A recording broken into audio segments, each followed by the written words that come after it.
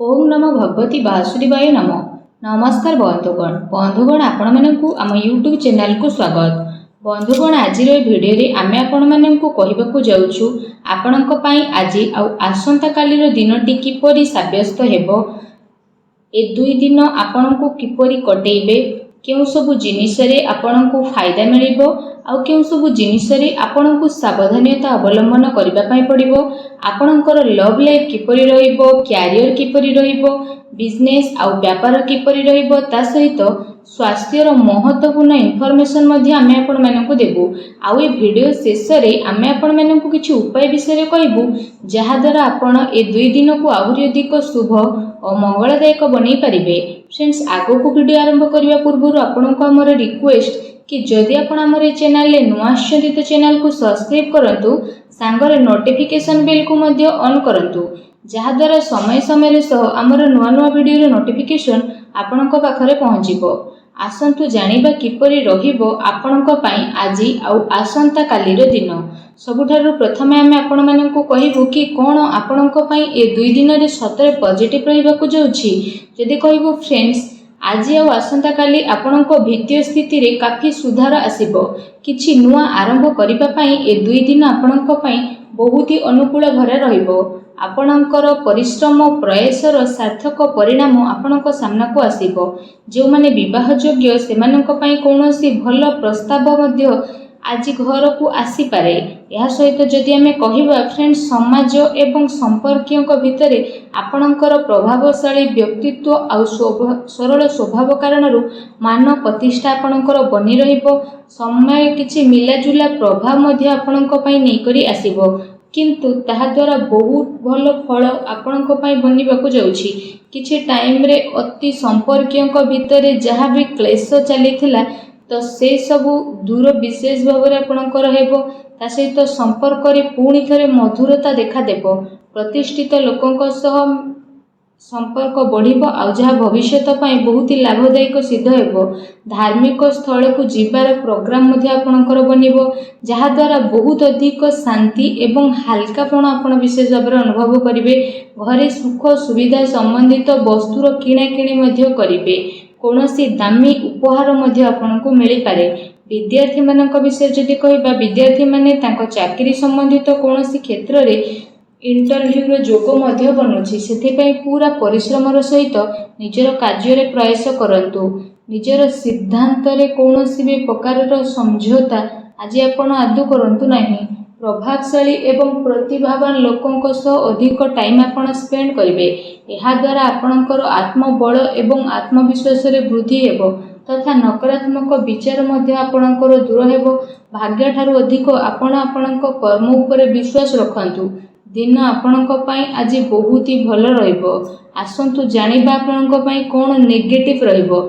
जदि कहबा कोनोसी पारिवारिक कथावार्ता को नै भाई भौणी भितर लड़ाई झगड़ा होई पारे। घरर वृद्ध लोकों द्वारा सम्मान को खराब हेबाटू आपण बंचई रखंतु।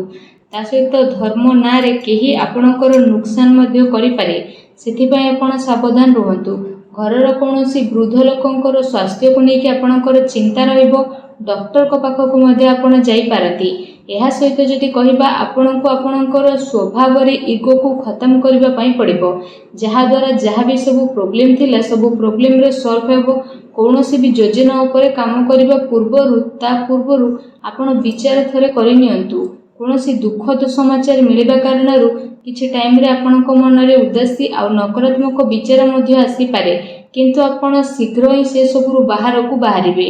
विद्यार्थी वर्ग पाठपढ़ा अपेक्षा फालतू कथाबार्ता रे ध्यान केंद्रित करिवे। निजर महत्वपूर्ण कागज पत्र को बहुत ही अधिक संभाली के रखंतु, काहेकि ना जदि हजि जीवो तो मिलिबा बहुत ही कष्ट साध्य हेबो। घरे छोट कथा रे अकारण रे चिंता उत्पन्न हेबो, सेथि पई अधिक क्रोध करिबा ठारू दूरी रुहंतु। सामाजिक गतिविधि रो अधिक ध्यान न देई कि किछि अति संपर्कीय लोक आपणक उपरे नाराज होई पारंती, किंतु एक कथा उपरे ध्यान न देई आपण आपणकर कर्म उपरे लागि रखंतु। घरर वरिष्ठ लोकंकर मान सम्मान अवश्य बनिकी रखंतु। आसंतु जानिबा आपणकर लव लाइफ किपरि रहिबो। तो जीवन साथींकर भावनार आपण सम्मान करंतु। एहा द्वारा संबंध आहुरी अधिक मजबूत हेबो। ପ୍ରେମ ସମ୍ବନ୍ଧ ଆପଣଙ୍କର ମର୍ଯ୍ୟାଦାପୂର୍ଣ୍ଣ ରହିବ। କୌଣସି ବିପରୀତପୂର୍ଣ୍ଣ ଲିଙ୍ଗୀ ଅଚାନକ ମିଳିବା କାରଣରୁ ଆପଣଙ୍କୁ ଆଶ୍ଚର୍ଯ୍ୟଜନକ ପ୍ରସନ୍ନତା ମଧ୍ୟ ଅନୁଭବ ହେବ। ଘର ପରିବାରର ବାତାବରଣ ବହୁତ ହି ସୁଖଦପୂର୍ଣ୍ଣ ରହିବ। ପତି ପତ୍ନୀଙ୍କ ଆପୋଷିକ ସହଯୋଗ ଆପଣଙ୍କ ଘରେ ସୁଖ ଶାନ୍ତି ବନେଇକି ରଖିବ।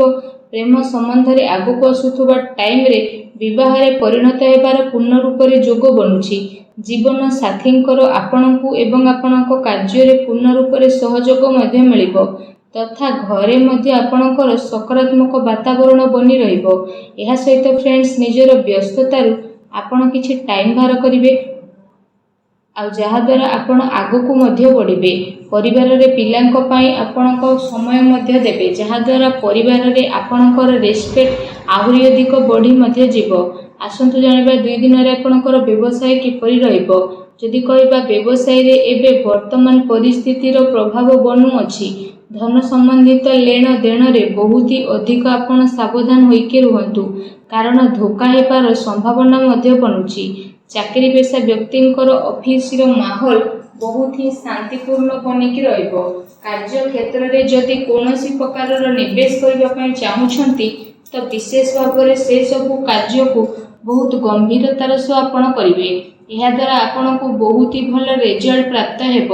ଦିନ ଆପଣଙ୍କ ପାଇଁ ବହୁତ ହି ଭଲ ରହିବ। ଚାକିରିରେ ନୂଆ ସମ୍ଭାବନା ମିଳିବାର ଆଶା ରହିଛି। ଏହା ସହିତ କାର୍ଯ୍ୟକ୍ଷେତ୍ରରେ ଅନ୍ୟର ହସ୍ତକ୍ଷେପ ଦ୍ୱାରା କର୍ମଚାରୀଙ୍କ ଭିତରେ ମତାନ୍ତର ହୋଇପାରେ। ସେଥିପାଇଁ ନିଜର ନିର୍ଣ୍ଣୟକୁ ପ୍ରାଥମିକତା ଦିଅନ୍ତୁ ତଥା ବ୍ୟବସାୟିକ ଗତିବିଧିରେ ନିଜର କଡ଼ା ନଜର ରଖନ୍ତୁ। ଏହା ସହିତ ଚାକିରି ପେଶା ବ୍ୟକ୍ତିମାନେ ଅଫିସରେ ପଲିଟିକ୍ସର ଶିକାର ହୋଇପାରନ୍ତି, ତେଣୁ ଟିକେ ସାବଧାନ ରୁହନ୍ତୁ। ଏହା ସହିତ ଏ ଦିନରେ ଆପଣ କୌଣସି କାରଣରେ କାର୍ଯ୍ୟକ୍ଷେତ୍ରରେ ଅଧିକ ଟାଇମ ଦେଇପାରିବେ ନାହିଁ, କିନ୍ତୁ ସହଯୋଗୀ ଆଉ କର୍ମଚାରୀଙ୍କର ଉଚିତ ସପୋର୍ଟ ଆପଣଙ୍କୁ ମିଳିବ। ଚାକିରି ପେଶା ବ୍ୟକ୍ତିବିଶେଷଙ୍କୁ ନିଜର ଉଚ୍ଚ ଅଧିକାରୀଙ୍କର ପୂର୍ଣ୍ଣ ରୂପରେ ସହଯୋଗ ପ୍ରାପ୍ତ ହେବ ଏବଂ ବ୍ୟବସାୟିକ କ୍ଷେତ୍ରରେ ଆପଣଙ୍କର କାର୍ଯ୍ୟକ୍ଷମତାରେ ବହୁତ ଅଧିକ ସଫଳତା ମିଳି ମଧ୍ୟ ଯିବ। ସେଥିପାଇଁ ପ୍ରତ୍ୟେକ କାର୍ଯ୍ୟକୁ ଆପଣ ବିଶେଷ ଭାବରେ ବହୁତ ଗମ୍ଭୀରତାର ସହ କରନ୍ତୁ। ଚାକିରି ପେଶା ବ୍ୟକ୍ତିଙ୍କୁ ତାଙ୍କର କାର୍ଯ୍ୟକ୍ଷମତା ପାଇଁ ପ୍ରୋତ୍ସାହନ ପ୍ରାପ୍ତ ହେବ, ଯାହାଦ୍ୱାରା ସେମାନଙ୍କ ମନ ବହୁତ ହି ପ୍ରସନ୍ନ ମଧ୍ୟ ରହିବ। ଆସନ୍ତୁ ଜାଣିବା ଆପଣଙ୍କର ସ୍ୱାସ୍ଥ୍ୟ କିପରି ରହିବ। ଯଦି କହିବେ 2 ଦିନରେ ଆପଣଙ୍କ ସ୍ୱାସ୍ଥ୍ୟ ବହୁତ ହି ଉତ୍ତମ ରହିବ ତଥା ଆପଣ ଊର୍ଜାରେ ଭରପୁର ରହିବେ। ଆପଣ ନିଜେ ନିଜକୁ କାଫି ସୁଖୀ ଆଉ ଚିନ୍ତାମୁକ୍ତ ମଧ୍ୟ ଅନୁଭବ କରିବେ। ତା ସହିତ ଏ ଦିନର ସମୟ ସ୍ୱାସ୍ଥ୍ୟ ଦୃଷ୍ଟିରୁ ବହୁତ ହି ଭଲ ସମୟ ରହିବାକୁ ଯାଉଛି। ଏହା ସହିତ ଯଦି କହିବା ନିଜର ସ୍ୱାସ୍ଥ୍ୟକୁ ଆହୁରି ଅଧିକ ଭଲ ରଖିବା ପାଇଁ ଆପଣ ପ୍ରତ୍ୟେକ ଦିନ ଯୋଗ କରନ୍ତୁ, ବ୍ୟାୟାମ କରନ୍ତୁ ଏବଂ ସୁସ୍ଥ ରୁହନ୍ତୁ। ଆସନ୍ତୁ ଜାଣିବା ଏ 2 ଦିନରେ ଆପଣଙ୍କ ପାଇଁ କ'ଣ ବିଶେଷ ଉପାୟ ରହିଛି। ଆମେ ଆପଣମାନଙ୍କୁ ଯେଉଁ ଉପାୟ ବିଷୟରେ କହିବାକୁ ଯାଉଛୁ, ଏ ଉପାୟ ଆପଣ ସନ୍ଧ୍ୟା ସମୟରେ କରିପାରିବେ।